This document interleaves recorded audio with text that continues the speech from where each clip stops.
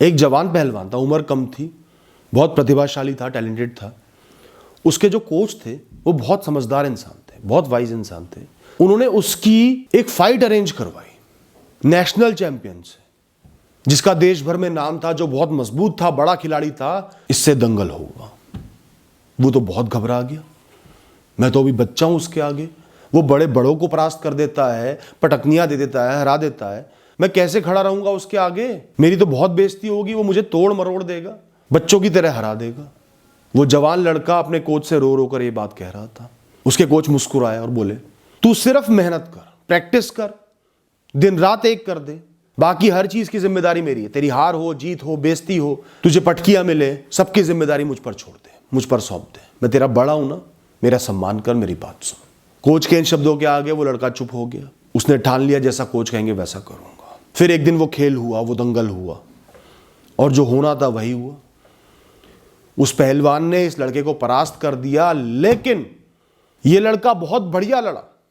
इसने उस पहलवान को अचंभित कर दिया जिसका सिक्का पूरे देश में चलता था। और जो बड़े बड़े लोग, सिलेक्टर्स, कमेटी के मेंबर्स बैठे हुए थे, युद्ध देख रहे थे, वो भी अचंभित हो गए।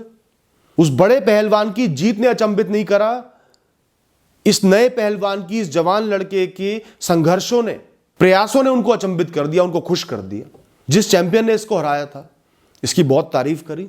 इतने बड़े युद्ध में खड़ा रहकर, प्रयास कर कर, संघर्ष कर कर, उसको बड़े बड़े दंगल करने का कॉन्फिडेंस आ गया, खुद पर विश्वास जम गया कि मेरे अंदर भी ताकत है।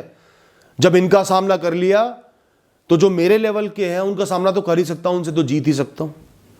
साथ ही जो सिलेक्टर्स बैठे थे, उनके मन में इस रेसलर का नाम बैठ गया कि प्रतिभाशाली है, आगे ऊंचा खेल सकता है। 5 साल बीते। आज ये लड़का, जो उस समय एक बच्चा ही था, देश का सबसे बड़ा पहलवान बन गया, सबसे प्रतिभाशाली पहलवान बन गया। बड़े बड़ों को पटकनियां देता, बड़े बड़ों को हरा देता, बड़े से बड़े दंगल से डरता नहीं। किसी ने उससे उसकी सफलता का राज पूछ लिया। उसने बोला, आज से 5 साल पहले मेरे कोच साहब ने मुझे इस देश के सबसे बड़े पहलवान से दंगल करवाया था। आज मैं जो भी बना हूं, उसी दंगल की वजह से बना हूं, अपने कोच की समझदारी की वजह से बना हूं। उस एक लड़ाई ने मुझे जीवन की सबसे बड़ी सीखें दे दी, मेरा खुद पर विश्वास जमा दिया। जब भी मैं खेल में उतरता था, दूसरे पहलवान से थोड़ा डर लगता था, वो डर निकल गया। दोस्तों, इस कहानी को सुनाने का एक ही मकसद है, हर युद्ध जीतने के लिए नहीं होता। कहीं युद्ध, कहीं संघर्ष एक बहुत बड़े प्रोसेस का एक छोटा हिस्सा होता है। वो जीत हार नहीं होती, वो ट्रेनिंग होती है। उन युद्धों में जरूरी है कि आप किस हिसाब से तैयारी कर रहे हो, रुक तो नहीं रहे, घबरा तो नहीं रहे, कितने प्रयत्न कर रहे हो, खेल भी रहे हो या पीछे भाग रहे हो, आप कितना अपने साथ बुरी परिस्थितियों में खड़े हो। तो दोस्तों, हर इंसान को जीवन में ऐसे युद्ध मिलेंगे जहां हार निश्चित होगी, चाहे कोई एग्जाम हो, कोई इंटरव्यू हो, कोई बहुत बड़ा विषय हो, और आपको यकीन है कि हार होनी ही होनी है। यही है जीवन का सबसे बड़ा युद्ध, सबसे बड़ा टेस्ट, कि क्या आप अपने साथ खड़े हो। जब जीतना आसान हो तो सब कोई खड़ा हो जाता है अपने साथ। जब हार नजर आ रही हो तो बड़े से बड़े योद्धा, उन्हीं के अंदर वो दम होता है कि खुद के साथ खड़े रहे, युद्ध को लड़े, आगे बढ़े। हार को स्वीकार करके युद्ध लड़ना सबसे बड़ी कला है दोस्तों। जिसने ये कला सीख ली, वो जीवन में कभी नहीं हारेगा, कभी नहीं गिरेगा, कभी नहीं रुकेगा।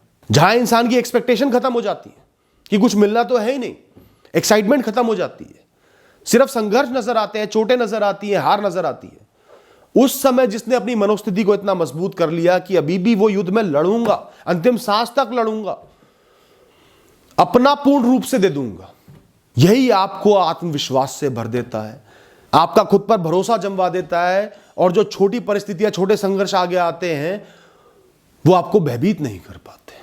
तो कहानी के अपनी तरफ ध्यान दो, ना कि प्रकृति के तरफ, दुनिया की तरफ, कि वो क्या दे रही है, नहीं दे रही, वो दे पाएगी नहीं दे पाएगी, मैं क्या कर सकता हूं, मुझे क्या करना है, मुझे अपने साथ खड़े रहना है, मुझे हार नहीं माननी, मुझे प्रयत्न करने हैं, संघर्ष करने हैं, उस पर ध्यान दो, मुझे क्या करना है। Thank you and all the best.